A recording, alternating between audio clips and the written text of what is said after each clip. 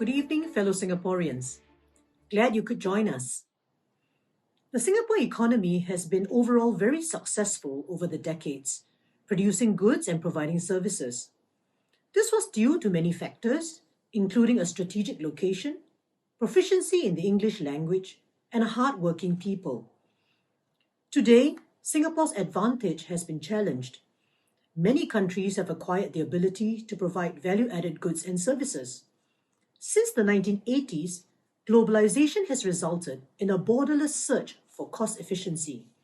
China, Vietnam, Bangladesh, Sri Lanka, India, and the Philippines are holding their own as centers for outsourcing.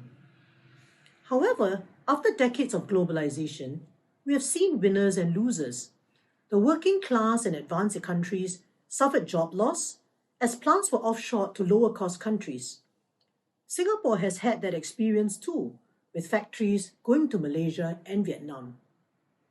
Singapore has benefited from globalization and free trade, but there is more insecurity at the individual level.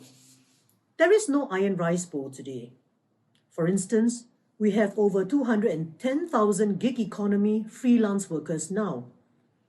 What should the government do to steer Singapore in this environment of VUCA, volatility, uncertainty, complexity, and ambiguity? How does COVID-19 change how Singapore does business, both domestically and abroad? The Workers' Party supports economic growth that is broad-based and inclusive. Our candidates have ideas and relevant experience to add to this discussion. Another key issue is population and productivity. During the debate on the Population White Paper in 2013, the government's position was that Singapore needed a population of 6.9 million to sustain a dynamic economy. This is particularly questionable today.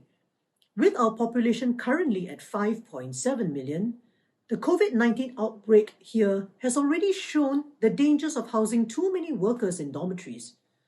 What does 6.9 million mean? Shouldn't we be studying how to produce more with less? What lessons can we learn from other countries like Denmark and Finland, whose population sizes are similar to Singapore's, but have highly advanced economies? Another question is the role of the private sector. In Singapore, the government is active in business through its many huge GLCs. This is the case even in sectors where the private sector can thrive, such as commercial IT solutions and logistics. What is the status of the Yellow Pages rule, which was to guide the government not to crowd out the private sector? Is there a level playing field for SMEs to compete in? Finally, we should seriously think about how the economy can continue to generate good jobs. This is truly a challenge for the long term. Is there a risk that Singapore ends up with no niche other than being a financial hub where money is parked, but which creates few jobs?